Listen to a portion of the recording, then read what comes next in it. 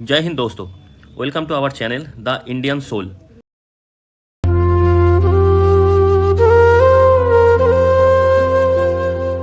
और मेरा नाम है शुभो और आज हम लोग पढ़ने वाले हैं महाकुंभ मेले के बारे में। दुनिया के अंदर महाकुंभ मेला सबसे बड़ा एक रिलीजियस और स्पिरिचुअल मेला है। तो यहाँ पे भारत के अंदर से और दुनिया के बाकी देशों के अंदर से करोड़ों के संख्या में श्रद्धालु लोग आते हैं और पवित्र स्नान करते हैं। तो फिलहाल आज के दिन में 2025 में ये महाकुंभ मेला भारत के अंदर यूपी स्टेट के अंदर प्रयागराज शहर में चल रहा है। ये प्रयागराज शहर गंगा, जमुना और सरस्वती, ये जो सरस्वती रिवर है ये अभी इस रिवर का कोई अस्तित्व नहीं है, लेकिन हिंदू रिलीजन के हिसाब से एक माइथोलॉजिकल रिवर है जिसका अस्तित्व पहले था। तो यही 3 रिवर के जो संगम स्थल है वहाँ पे है प्रयागराज शहर। तो उसी शहर में आज के दिन में ये महाकुंभ मेला चल रहा है, जहाँ पे भारत के अंदर से और पूरी दुनिया के बाकी देशों के अंदर से करोड़ों के संख्या में श्रद्धालु लोग आके नदी के अंदर डुबकी लगा के खुद को पवित्र करते हैं।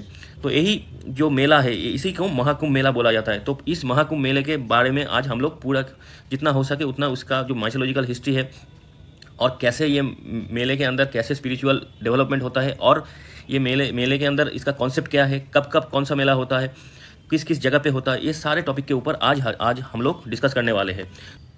तो ये महाकुंभ मेले के बारे में अगर जानना है तो सबसे पहले इसके पीछे जो हिंदू माइथोलॉजिकल जो स्टोरीज़ है, जो कहानियाँ हैं, इसके बारे में सबसे पहले जानना है।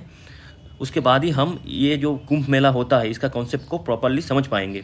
सबसे पहले ये कहानी को आज हम लोग पढ़ लेते हैं। तो कहा जाता है कि हिंदू पुराण के हिसाब से कहा जाता है जो कि दुर्वासा मुनि थे, बोला जाता है कि ये शिव जी की, हमारे जो महादेव है, इनके पुत्र थे और के गुस्से की वजह से ये दुर्वासा मुनि का जन्म हुआ। उनके गुस्से से दुर्वासा मुनि का जन्म हुआ था। तो ये हिंदू पुराण के हिसाब से इसकी वजह से दुर्वासा मुनि के कैरेक्टर में गुस्सा सबसे ज़्यादा दिखाई देते थे।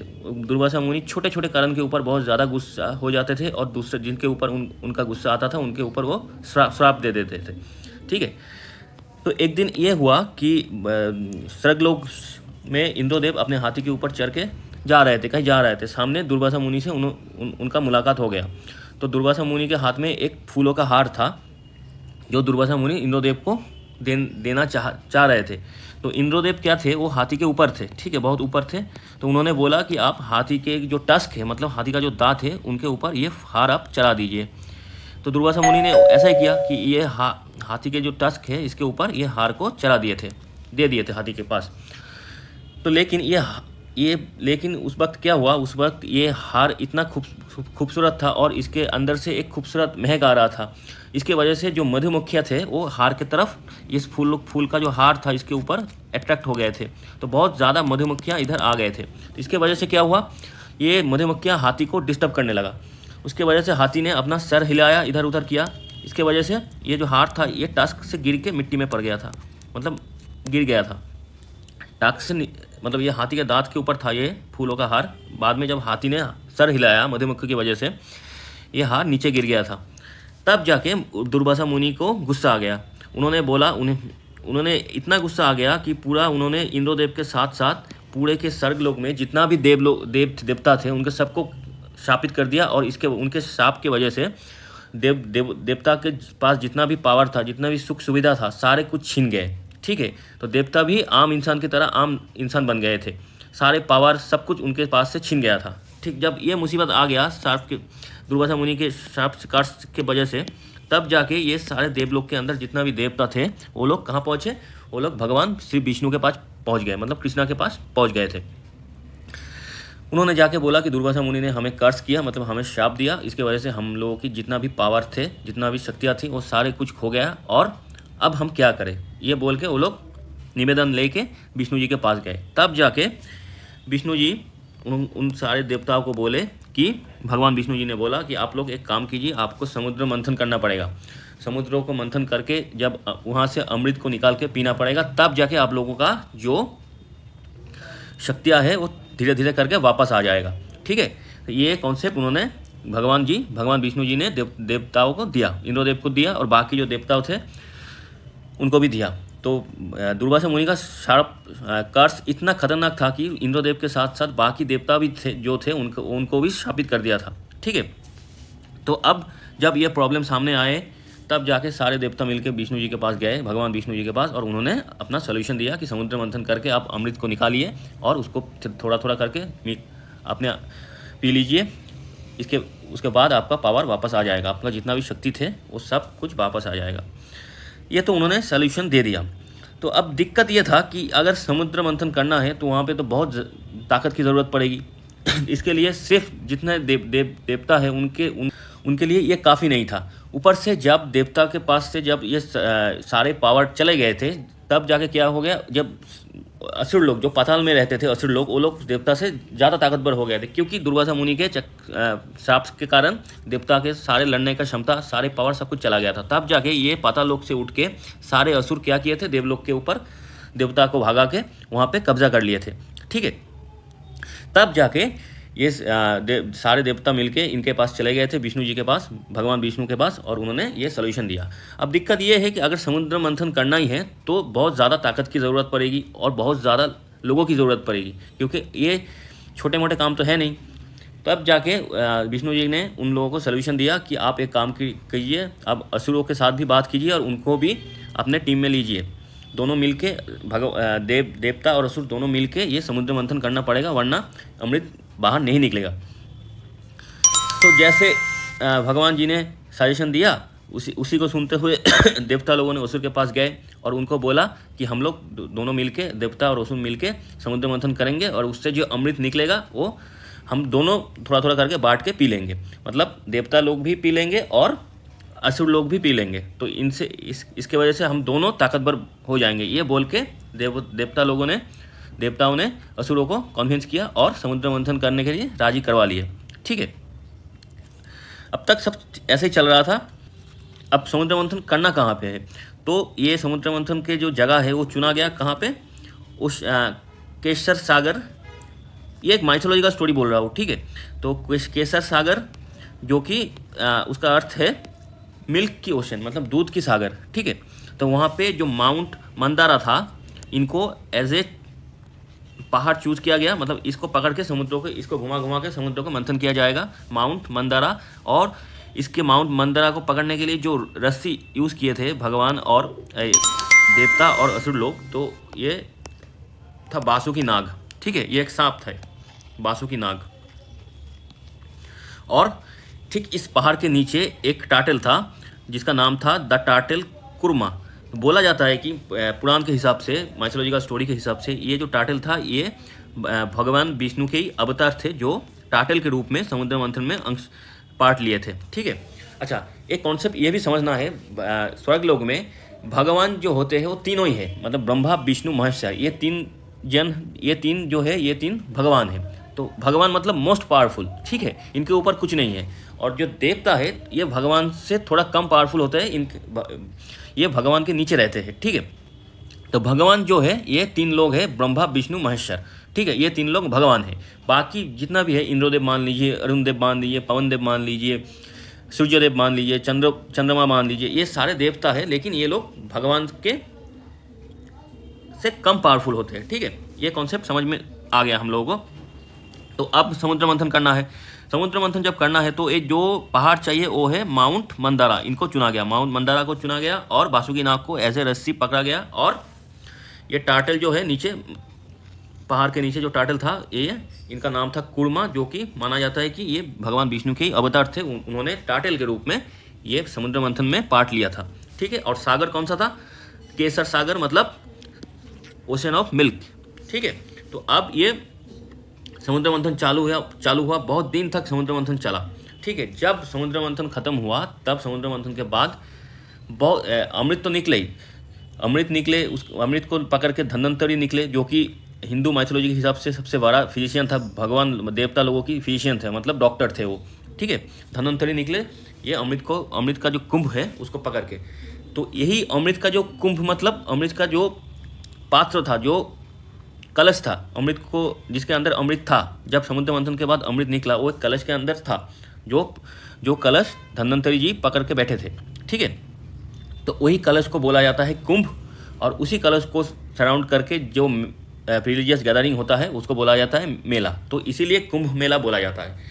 ठीक है, तो कॉन्सेप्ट क्या है, कुंभ जो है वो है कलश, जो कलश धन्वंतरी जी अपने हाथों से समुद्र मंथन के बाद लेके निकले समुद्र से, और उसी कलश के अंदर क्या था, अमृत था। ठीक है, तो इसीलिए उसी अमृत को, उस कलश के नाम पे पड़ा कुंभ, और उसी कलश को सराउंड करके जो मेला होता है, रिलीजियस गैदरिंग होता है, उसी को बोला जाता है मेला, यानी कुंभ मेला। ठीक, तो अब हम देखेंगे समुद्र मंथन के बाद क्या क्या समुद्र के अंदर से क्या क्या चीज़ें और क्या क्या देवियाँ और क्या क्या एनिमल्स निकले, जो कि सुपर पावरफुल एनिमल्स और सुपर पावरफुल देव देवियाँ थे। ठीक है, तो सबसे पहले हमारे पास समुद्र मंथन के बाद लक्ष्मी जी निकले समुद्र के अंदर से। लक्ष्मी जी धन के जो देवी है उनको हम लक्ष्मी देवी बोलते हैं, हिंदू माइथोलॉजी के हिसाब से वो लक्ष्मी देवी है। तो उन्होंने विष्णु जी उनको एज ए इटर्नल कॉन्सकॉर्ट, मतलब अपना साथी चुन लिया था निकलने के बाद ही। तो लक्ष्मी जी विष्णु जी के पास, भगवान विष्णु जी के पास चले गए। उसके बाद निकले अप्सरा। अप्सरा मतलब जो भी हम माइथोलॉजी के हिसाब से पढ़ते हैं, रंभा, मेनका, ये सारे सर्ग के अंदर अप्सरा लोग थे, मतलब बहुत ही खूबसूरत नारी थे। तो ये लोग गंधर्वों को एज ए कंपेनियन चूज कर लिया और उनके पास चले गए। फिर निकले वरुणी। वरुणी मतलब गॉडेस ऑफ वाइन, मतलब जो सोमरस, जो सूरा होता है, मतलब एक तरीके से का दारू होता है, तो अल्कोहल होता है, तो उसी का देवी निकले। तो इसी और उस देवी ने,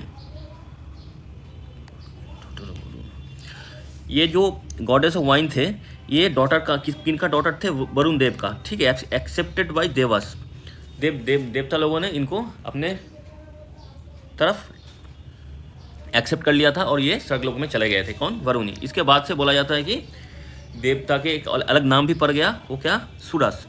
ठीक है, मतलब गॉडेस ऑफ वाइन यानी सूरा, और उनको देवता लोगों ने एक्सेप्ट कर लिया एज ए गॉडेस, तो इसीलिए देवता लोगों का भी अलग अलग नाम पड़ गया था, सुरस। ठीक है, एक तरफ हो गया सुरस और एक तरफ असुरस। अच्छा, समुद्र मंथन के बाद ये तीन गॉडेस, ये सब देवियाँ निकले, लक्ष्मी, अप्सरा जो खूबसूरत नारी थे, और वरुणी, ये सारे गॉडेस निकले, जो 3 कैटेगरीज ऑफ गॉडेस निकले। उसके बाद क्या निकले? उसके बाद सुपर नेचुरल एनिमल्स निकले। सुपर नेचुरल एनिमल्स मतलब बहुत ही पावरफुल एनिमल्स, जो कि भगवान देवता लोगों के पास चला गया था। उनके जो सारे पावर लेकर लौटे थे सारे एनिमल्स।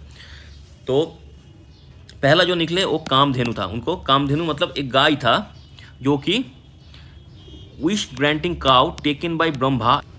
तो कामधेनु करके एक गाय निकला। ये अगर हम फोटो में देखें, ये इस कामधेनु को ब्रह्मा जी ने एक्सेप्ट कर लिया, ये ब्रह्मा जी ने ले लिया, भगवान ब्रह्मा ने लिया, और बोला जाता है कि इनके दूध से जो घी बनेगा वो यज्ञ में यूज़ होगा, और उसके जो भी रिचुअल्स होगा उसमें इसी का घी यूज़ होगा। ठीक है, उनको कामधेनु बोला गया। उसका दूसरा नाम भी था सुरभि। और इसके बाद एक बड़ा सा हाथी निकला, ऐरावत, और बाकी बहुत सारे एलिफेंट निकले।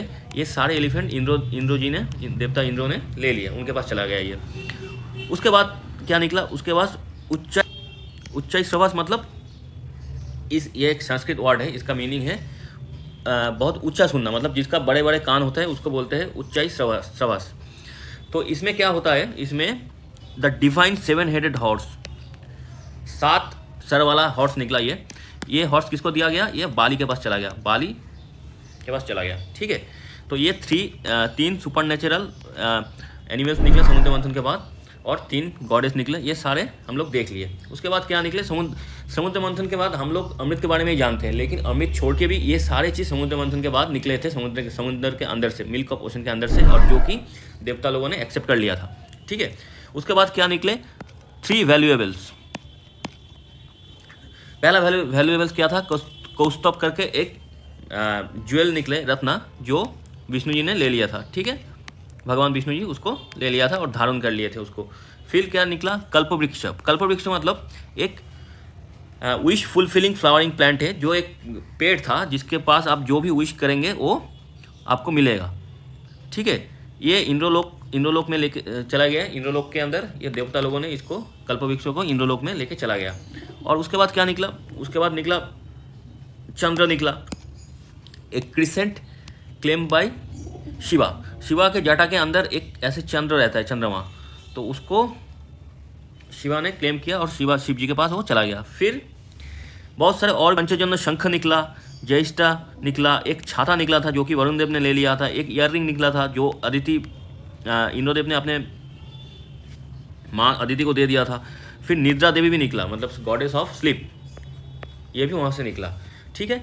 ये सारे चीज़ वहाँ से निकला। सबसे इम्पोर्टेंट जो चीज़ निकला, जिसके लिए ये सारे समुद्र मंथन, इतने सारे मेहनत का काम चल रहा था, वो था अमृत।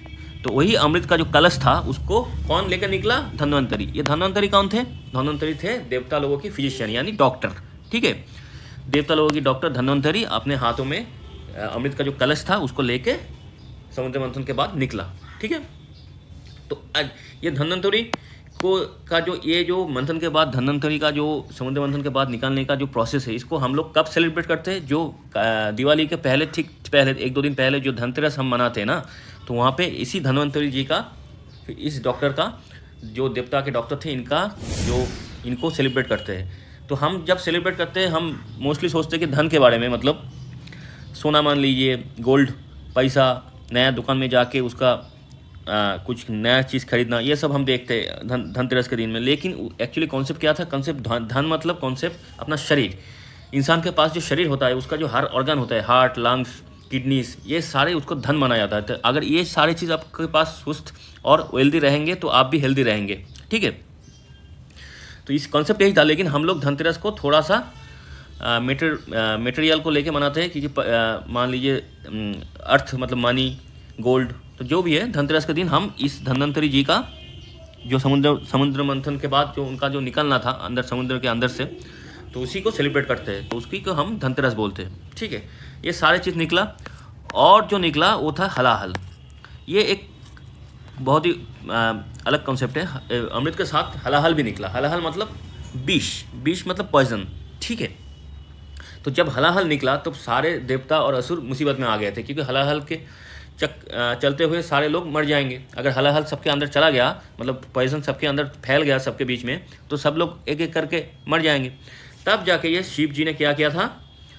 इस हलाहल को, मतलब इस पॉइजन को अपने अंदर ले लिया था, अपने गले में धारण कर लिया था। इसीलिए शिव जी का जो गला था, उसका गला और शरीर नीला पड़ गया था। इसकी वजह से उनको नीलकंठ भी बोला जाता है। शिव जी को नीलकंठ भी बोला जाता है। क्यों? इन्होंने समुद्र मंथन के बाद जो हलाहल निकला था, मतलब जो पॉइजन निकला था, उसको अपने अंदर धारण कर लिए थे, अपने गले के अंदर धारण कर लिए थे। इसीलिए उनको भगवान शिव जी को नीलकंठ भी बोला जाता है, ठीक है। तो अब कहानी कहाँ पहुँचता है? अब कहानी अमृत जो चाहिए था, दुर्वासा मुनि के श्राप के कारण से देवता के पास सारे जो पावर चले गए थे, उसके लिए, उसको पावर को फिर लौटवाने के लिए जो चाहिए था वो देवता लोगों को अभी मिल गया। मतलब समुद्र मंथन के बाद धन्वंतरी अपने हाथों में जो अमृत चाहिए था देवता लोगों को, वो पकड़ के समुद्र मंथन के बाद प्रकट हुए, ठीक है। अब ये देवलोक, देवता के जब पावर चले गए थे, तो ये असुर लोग देवलोक को, मतलब स्वर्ग लोक को कैप्चर करके बैठे हुए थे। अब ये उनका हेल्प भी लेना था, क्योंकि बहुत ज़्यादा लोग चाहिए था समुद्र मंथन के लिए। ये मेहनत का काम है। तो देवता और असुर दोनों इसका हकदार था, ये नेक्टर का, मतलब ये जो अमृत था इसका हकदार दोनों थे। ये असुर भी थे और देवता भी थे, क्योंकि देवता लोग बोले थे कि अब आप लोग मदद कीजिए समुद्र मंथन में, अगर जो भी अमृत मिलेगा तो हम दोनों मिल के बाँट लेंगे, मतलब असुर और देवता ने। लेकिन ये जब अमृत निकला तब असुर लोगों ने क्या किया? उन्होंने ये अमृत का जो नेक्टर का जो पॉट था, मतलब जो कुंभ था, जो धन्वंतरी के पास था, उसको लेके भागने लगे। और इसके चलते हुए देवता और असुर के बीच में लड़ाई हो गया। लेकिन असुर लोग देवता से ज़्यादा पावरफुल थे, क्योंकि देवता का जो जितना भी पावर था वो सब छीन लिया गया था दुर्वासा मुनि के श्राप से कारण से, उसका कर्स के कारण से। तो इसके वजह से देवता लोग हार गए, लेकिन पॉट असुर लेके भागने लगे। तब जाके देवता ने विष्णु जी के पास गए, भगवान विष्णु के पास, फिर भगवान विष्णु जी के पास गए और उनको रिक्वेस्ट किया कि आप कुछ कीजिए, वरना ये सारे जो अमृत है वो असुर लोग ले लेंगे, वही पी लेंगे। तब जाके ये जो हमारे भगवान विष्णु जी हैं, उन्होंने क्या किया? एक खूबसूरत नारी के वेश धारण कर लिया। नारी मतलब उनका नाम भी एक मोहिनी करके एक नारी का वेश धारण कर लिया, ठीक है। उस नारी का वेश का नाम था मोहिनी, ठीक है। अब उस खूबसूरत नारी जाके असुरों के पास गया और जाके बोला कि आप ऐसे भागादड़ी मत कीजिए, आप वो नेक्टर का पॉट जो कुंभ है अमृत का, वो हमें दीजिए, हम बाँट आपके और देवता लोगों के बीच में हम ठीक ठाक बाँट देंगे, तो आप भी पी लेंगे और देवता लोग भी पी लेंगे और दोनों लोग पावरफुल बन जाएंगे। तो ये बात सुन के असुर लोग, जो भी असुर लोग थे, वो लोग शांत हो गए और नेक्टर का जो पॉट था, मतलब अमृत का जो कुंभ था, वो मोहिनी मतलब भगवान विष्णु का जो अवतार था मोहिनी रूप में, उनको दे दिए, ठीक है। शर्त यही था कि पहले अमृत देवता को पिलाया जाएगा क्योंकि उनको ज़रूरत ज़्यादा थी, उसके बाद असुरों को दिया जाएगा। ठीक है, एक शर्त यही था। ठीक है, तो ये चल रहा था, लेकिन अंदर एक असुर थे, उनका नाम थे सवर भानु। तो उनका थोड़ा सा ये दिक्कत हुआ कि उनके दिमाग में ये आया, शायद असुर लोगों को मोहिनी जो नारी है मोहिनी, ये धोखा दे रहा है, क्योंकि उनको पहले देवता को पिला रहा है, उसके बाद अगर कुछ अमृत बच गया तब जाके ये असुर लोगों को मिलेगा। तो उनके दिमाग में ये आया कि ऐसा चलते हुए तो असुर यानी उसे भी अमृत तो मिलेगा नहीं, लेकिन मेहनत तो पूरा किया उन्होंने। तो इसी सोच के साथ उन्होंने क्या किया, सवर भानु ने क्या किया, उन्होंने देवता के जो ग्रुप में देवता का रूप धारण करके देवताओं के ग्रुप में बैठ गया। ठीक है, तो ये चीज़ नोटिस किसने किया, सूर्योदेव और चंद्रदेव ने। ठीक है जी, ठीक है।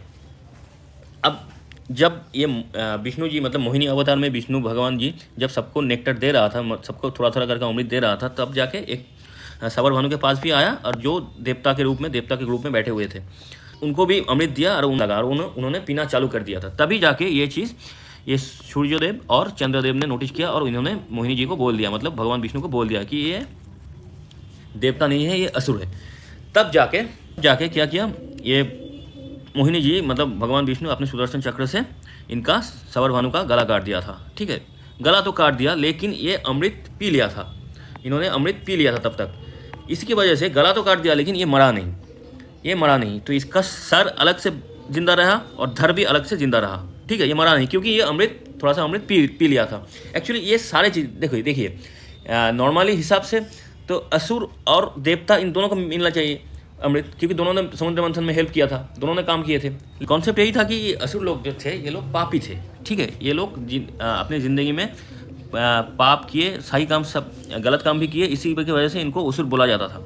ठीक है, तो पहले से ही विष्णु जी के दिमाग में ये था, अगर अमृत असुर लोग के पास पहुंच गया और अगर वो लोग पी लिए तो वो और ज़्यादा ताकतवर बन जाएंगे और ज़्यादा खराब काम जो गलत काम करेंगे। तो इसीलिए उनका पहले से टारगेट ये था कि हम असुरों को पीने नहीं देंगे अमृत। ठीक है, तो जितना भी अमृत होगा देवताओं के लिए होगा।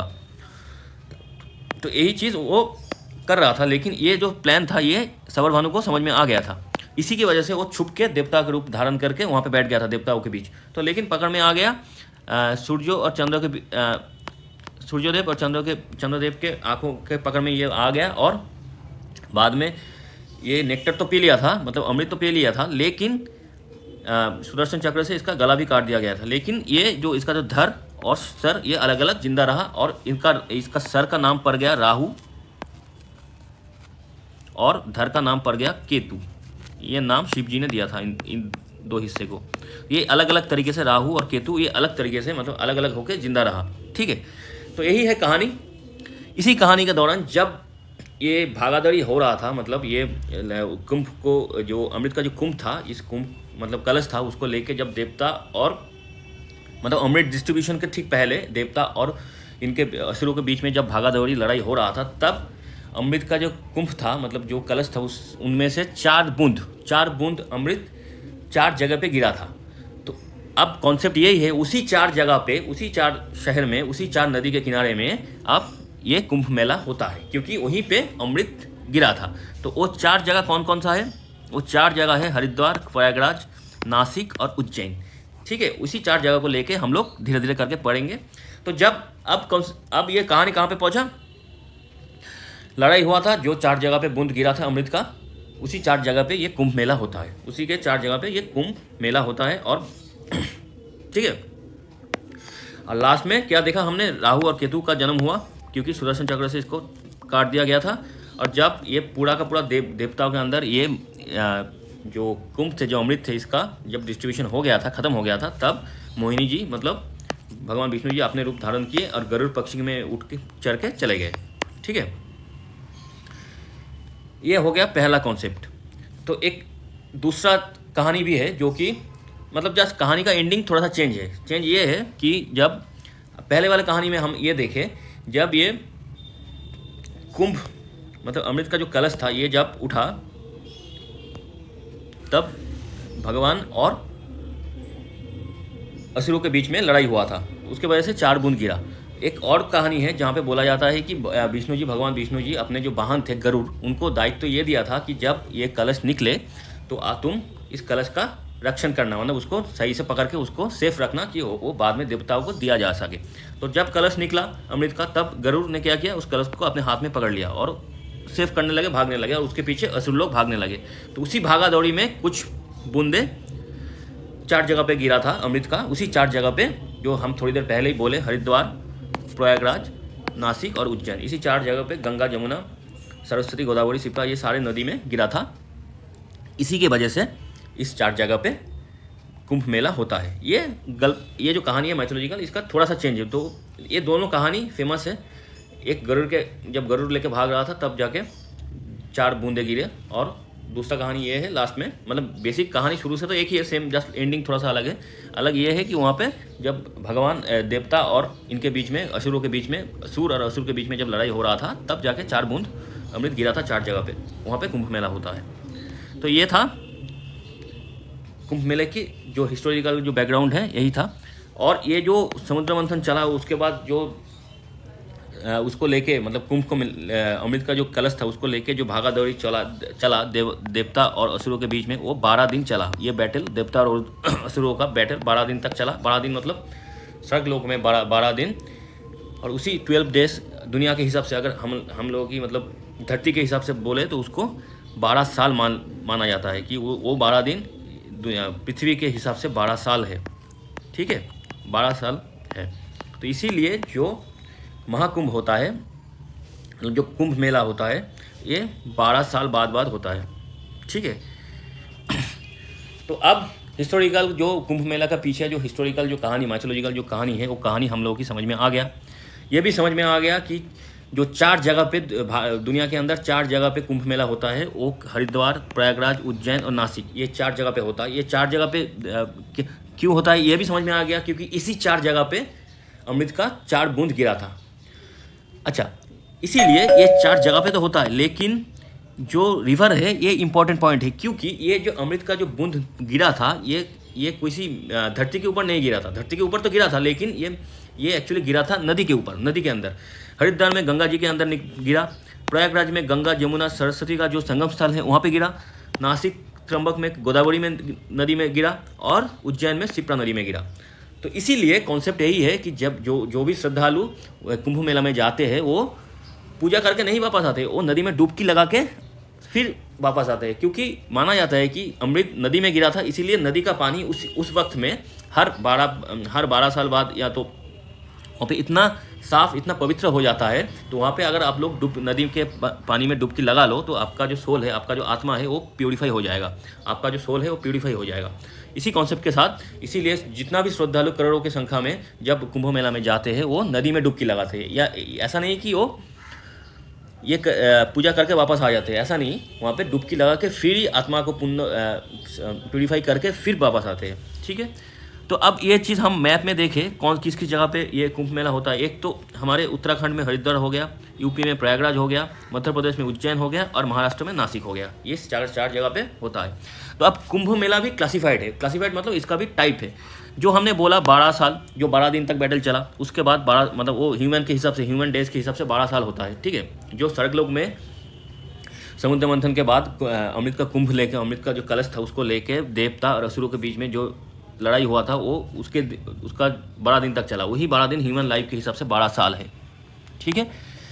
तो 12 साल बाद, 12 ईयर्स बाद जो कुंभ मेला होता है, उसको हम लोग बोलते हैं पूर्ण कुंभ। ठीक है।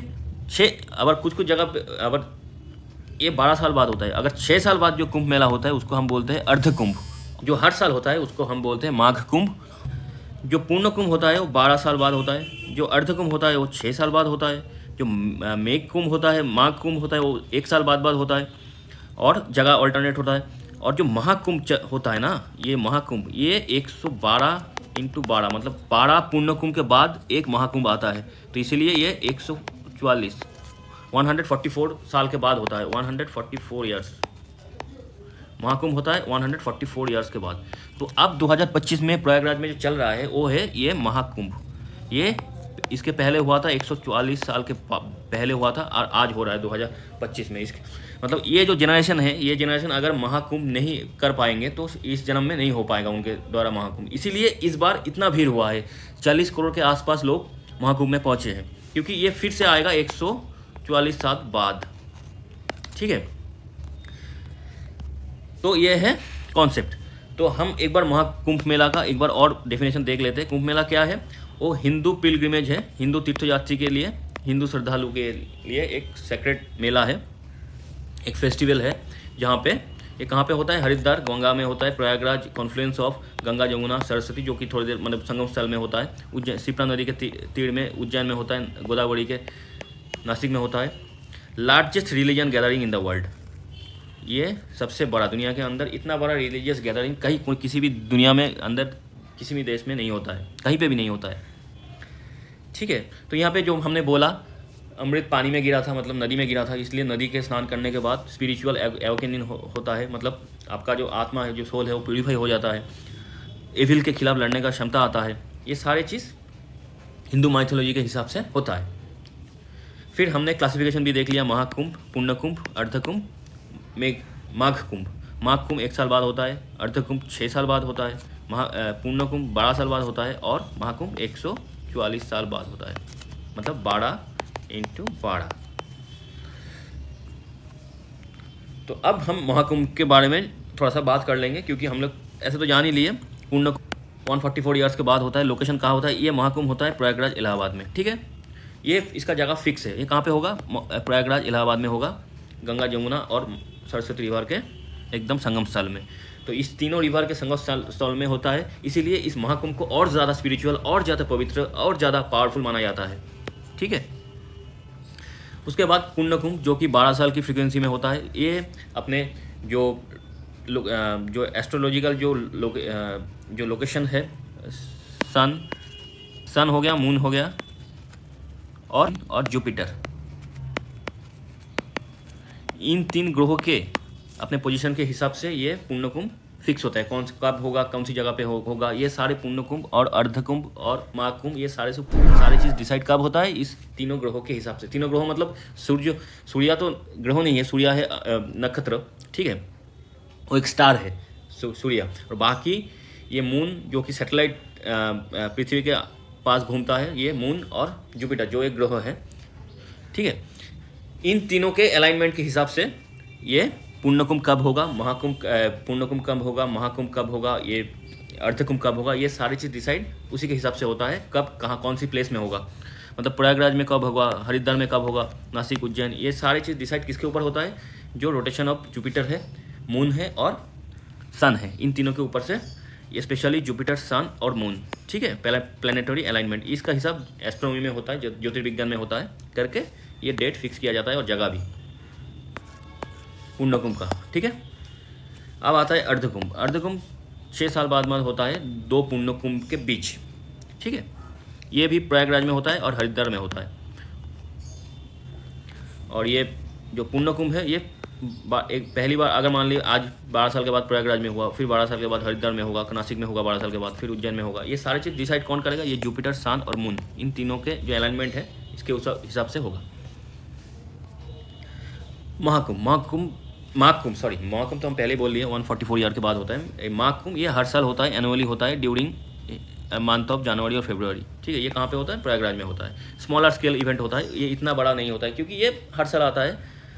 आप इस साल नहीं भी जा पाओगे तो अगले साल कर लोगे कुंभ मेला, जाके आप पवित्र स्नान कर सकते हो। लेकिन महाकुंभ एक बार छूट गया।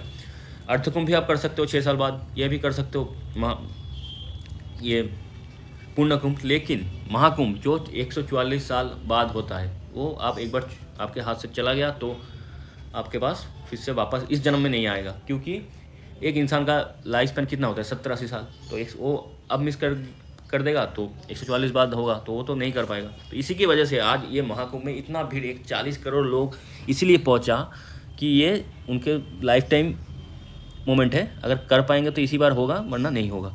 इसकी वजह से इतना भीड़ हुआ इस साल 2025 में। तो वही सारे स्पेसिफिक नोट्स ऑन लोकेशंस। ये लोकेशन के बारे में स्पेसिफिक कुछ बातें। प्रयागराज में क्या थे? प्रयागराज में ब्रह्मा जी ने एक सेक्रीफाइस दिया था वो हाईली सेक्रेट है, इसलिए हरिद्वार में गंगा का डिसेंट शुरू हुआ था, उज्जैन में जो वो पट से अमृत गिरा था, ये सारी चीज़ सब लॉर्ड विष्णु का के साथ, लॉर्ड विष्णु जी और अमृत के साथ थोड़ा सा जो रिलेशन है वो नासिक में है। ये सारे चीज़ छोटे छोटे नोट्स हैं जो कि उस जगह के बारे में, जो 4 जगह पे ये होता है, जो ये मेला होता है Kumbh Mela in ancient India. तो कुंभ मेला जो होता है ये एंशियंट इंडिया से ही होना चालू हो गया था, क्योंकि एंशियंट इंडिया में अगर हम पुराणों को या तो वेदों को पढ़े तो वहाँ पे सेक्रेट होली बाथ, जो होली रिचुअल्स और होली बाथ का सेक्रेट बाथ और रिवर बैंक के अंदर जो सेक्रेट बाथ का जो कॉन्सेप्ट है तब से चालू हो गया था। तो मतलब माना जाता है कि कुंभ मेला तब से ही चालू था।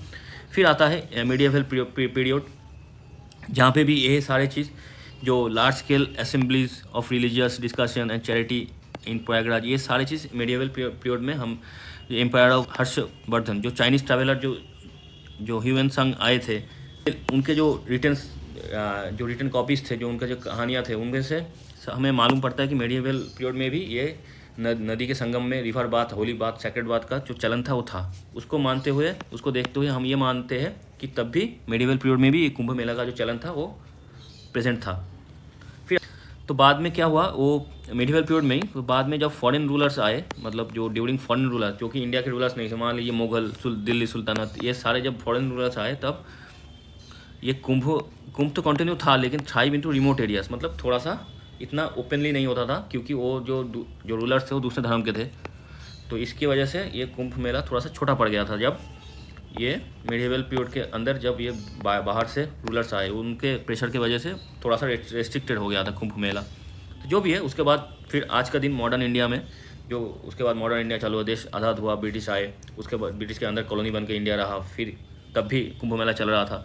जब ब्रिटिश छोड़ के चले गए, मतलब भारत का आज़ादी मिल गया था, उसके बाद तो कुंभ मेला और भी बड़ा आकार ले लिया, और भी पॉपुलराइज, और भी फेमस हो गया। आज के दिन में 2025 में तो आप न्यूज़ में देख ही रहे हो कि 40 करोड़ का पॉपुलेशन आ गया था, 40 करोड़ का श्रद्धालु, 40 करोड़ की श्रद्धालु लोग भारत के कोने कोने से लोग आए, दुनिया के बाहर से, मतलब भारत के बाहर से, दुनिया के अंदर से, सारे देशों से, सारे देश, मतलब लगभग पूरे के सारे देशों के जो फॉरेनर्स है वो भी आए, सब पुण्य स्नान किया, होली बात लिए।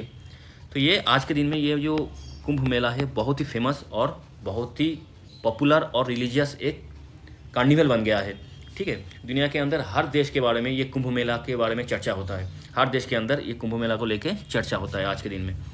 तो वही चीज़ Kumbh Mela in modern India, जो पोस्ट इंडिपेंडेंस एरा था, उसमें उसके बाद से इंडियन को कल्चर, स्पिरिचुअल आइडेंटिटी उसको कैरी कर रहा है, ग्लोबली उसको माना जा रहा है, सारी दुनिया के लोग इसको मान रहे हैं, इस पे कुंभ मेला में आ रहे हैं, अपना सोल को होली बात लेके अपना सोल को प्यूरिफाई कर रहा है। तो ये कुंभ मेला अब ग्लोबली रिकॉग्नाइज्ड एक मेला, स्पिरिचुअल लार्जेस्ट मेला है। ठीक है, तो आज के दिन में ये मॉडर्न जो प्रैक्टिसेस है कुंभ मेला के अंदर, तो सारे नागा साधु, जितने भी दुनिया के अंदर से जितने भी साधु लोग हैं, जो नागा साधु बोलते हैं, जो लोग बहुत ही कम खाते हैं, पूरा का पूरा अपना का जो जीवन है वो स्पिरिचुअल साधना के ऊपर डिवोटेड कर दिया है। ये सारे ग्रैंड प्रोसेसिंग, रिचुअल्स, बात, कल्चरल इवेंट, उसको मैनेज करने के लिए बहुत सारे टेक्नोलॉजी लगाया है, क्योंकि 40 करोड़ का भीड़ को अगर आपको मैनेज करना है तो आपको टेक्नोलॉजी चाहिए। ये सारी चीज़ आज के दिन में हो रहा है प्रयागराज में। ठीक है, हम देखेंगे आज के दिन में 2025 में जो महाकुंभ मेला यूपी के अंदर प्रयागराज के संगम में चल रहा है, उसको लेकर थोड़ा सा जान लेंगे। आज के दिन में जो मेला चल रहा है ये स्टार्ट हुआ है 13 जनवरी 2025 में और ख़त्म होगा 26 फरवरी 2025 को। हमारा पृथ्वी के हिसाब से 12 जुपिटर ने क्या करता है, 144 साल में पूर्ण चक्कर लगा देता है। उसी के रिवोल्यूशन के हिसाब से जुपिटर के सान को सेंटर में रखते हुए जुपिटर का जो रोटेशन होता है उसी को हिसाब करके ये सेलिब्रेशन होता है। ठीक है, फिर 2025 ये जो कुंभ मेला हुआ, महाकुंभ मेला हो रहा है, इसमें 40 करोड़ मतलब 400 मिलियन विजिटर्स आए, क्योंकि ये लाइफ टाइम मोमेंट होता है जो आपके लाइफ में शायद एक ही बार आएगा। ठीक है, इस मोमेंट को जीने के लिए जनरेशन चला जाता है, तो इसीलिए इसको महाकुंभ बोला जाता है। तो ये सारे लोग जो आए, इनका एक ही टारगेट है, पुण्य स्नान करके अपने सोल को प्यूरिफाई करके मोक्ष यानी लिबरेशन को प्राप्त करना। तो अब ये जो कुंभ मेला चल रहा है, इसमें जो अमृत स्थान का जो भी मुहूर्त निकलता है वो 6 बार का अमृत स्थान का मतलब मुहूर्त निकलता है। पहला मुहूर्त निकला 13 जनवरी को, जिस दिन मेला शुरू हुआ, ऑफिशियल स्टार्ट हुआ। ठीक है, उसको पौष पूर्णिमा बोला जाता है। उसके बाद सेकेंड स्नान का जो मुहूर्त निकला वो 14 जनवरी को निकला, वो मकर संक्रांति था। उसमें रॉयल बाथ होता है, अमृत स्नान होता है, ए मेजर हाईलाइट ऑफ फेस्टिवल। ठीक है, उसके बाद कौन सी डेट आया, थर्ड नहाने का दिन, मतलब जो सबसे सेक्रेट नहाने का दिन 29 जनवरी को, जो मौनी अमावस्या था, मौनी अमावस्या, उसमें क्या था, सेकेंड अमृत स्नान हुआ। फिर फोर्थ क्या आया 3 फरवरी को, जो कि आएगा 3 फरवरी को आएगा। आज है 1 फरवरी, बसंत पंचमी के दिन, जो कि बसंत पंचमी के दिन सरस्वती पूजा भी होता है, उसी दिन ये आएगा, थर्ड टाइम ऑफ अमृत स्नान। फिर 5th आएंगे माघ पूर्णिमा में, जो कि इम्पॉर्टेंट बाथिंग डे होता है, अपॉर्चुनिटी फॉर स्पिरिचुअल रिन्यूअल। फिर लास्ट वाला जो है वो 26 फरवरी, जिस दिन मेला ख़त्म होगा, मतलब महाकुंभ मेला ख़त्म हो जाएगा। कंक्लूड महाकुंभ मेला अनदर इम्पॉर्टेंट बाथिंग डे। तो ये 6 बाथिंग डे आता है। इसी दिन में अगर आप नदी में डुबकी, संगम स्थल में डुबकी लगा देते हो, तो माना जाता है कि आपने पुण्य कमा लिया और आपने जितना भी आपके गलत काम या किए हो ज़िंदगी में, वो सारे धुल जाएंगे और आपको मोक्ष प्राप्ति होगा और आपका जो सोल है वो प्यूरिफाई हो जाएगा। अब हम देखेंगे थोड़ा सा इकोनॉमिकल वैल्यू इस मेले का। तो इस मेले को पूरा का पूरा कंडक्ट कराने के लिए, सारे अरेंजमेंट सब कुछ करवाने के लिए यूपी गवर्नमेंट का 64 बिलियन रुपये खर्चा हुआ है, मतलब 6,382 करोड़ रुपया खर्चा हुआ है। हाँ, लेकिन उसके वजह से जो रेवेन्यू जनरेट कर रहा है यूपी गवर्नमेंट, वो है 2 लाख करोड़। ठीक है, ये एस्टिमेट है यूपी गवर्नमेंट का। मतलब ये एक तो रिलीजियस इतना बड़ा स्पिरिचुअल मेला तो है, ऊपर से इकोनॉमी के हिसाब से अगर देखें, ये एक इकोनॉमी उस यूपी स्टेट का इकोनॉमी को भी बूस्ट करने के लिए बहुत ज़्यादा हेल्प करता है। अच्छा, अब देखते हैं इंफ्रास्ट्रक्चर। अगर 40 करोड़ को लोगों को आपको अरेंजमेंट देना है, उसको रखना है, उसको ठीक तरीके से अपना लाइफस्टाइल देना है, वहाँ पे 1 महीने जब वो रहेंगे, 1 महीने मान लीजिए, कोई 7 दिन मान लीजिए, 10 दिन मान लीजिए, जो भी, अगर 40 करोड़ लोगों को आपको एक साथ एक जगह पे लाना है, तो उसके लिए एक बड़ा सा इंफ्रास्ट्रक्चर भी चाहिए। तो 4000 हेक्टेयर लैंड को ऑक्यूपाई किया गया था मैसिव नंबर ऑफ पिलग्रिमेज के लिए, जिसमें 1.5 लाख टेंट लगाया गया है, 40,000 पुलिस ऑफिसर को तैनात किया गया, AI पावर्ड सर्विलेंस सिस्टम लगाया गया। फिर 26 एडिशनल हेक्टेयर एरिया और भी जोड़ा गया बाद में। तो गंगा घाट का जो लेंथ था उसको 12 किलोमीटर और भी ज़्यादा किया गया। फिर 1850 किलोमीटर जो पार्किंग फैसिलिटी है गाड़ी को पार्क करने के लिए, तो उसके लिए अलग से पार्किंग फैसिलिटी बनाया गया। फिर जो टोटल जो रोड था, मतलब जो भी प्रयागराज के अंदर जो संगम के पास जो रोड था, उसको इंक्रीज़ किया गया, कितना, 450 किलोमीटर इंक्रीज़ किया गया। ठीक है, उसका एक्सेसिबिलिटी और भी एनहांस किया गया। ये सारे चीज़ इंफ्रास्ट्रक्चर के अंदर किया गया। तो ये था महाकुंभ मेला, मतलब कुंभ मेला को लेके, जो पुण्य कुंभ होता है, जो अर्ध कुंभ होता है, जो माघ कुंभ होता है, उसके बाद 144 साल बाद जो महाकुंभ होता है, ये सारी चीज़ को लेके हम लोग डिस्कस कर लिए। आशा करता हूँ आप लोगों के अंदर जो महाकुंभ मेला का जो कॉन्सेप्ट है उसको हम समझा पाए, आप लोग भी समझ पाए हो। तो आज का वीडियो इतना ही। अगर आप लोगों को हमारी कोशिश, हमारी वीडियोस अच्छे लगे तो चैनल को सब्सक्राइब कर दीजिएगा और बेल बटन को प्रेस कर दीजिएगा, क्योंकि अगली बार जब हम वीडियो बनाएंगे आपके पास नोटिफिकेशन आ जाएगा। जितना हो सके वीडियो को लाइक कीजिए और शेयर कर दीजिए। तो आज के लिए इतना ही। जय हिंद, थैंक यू।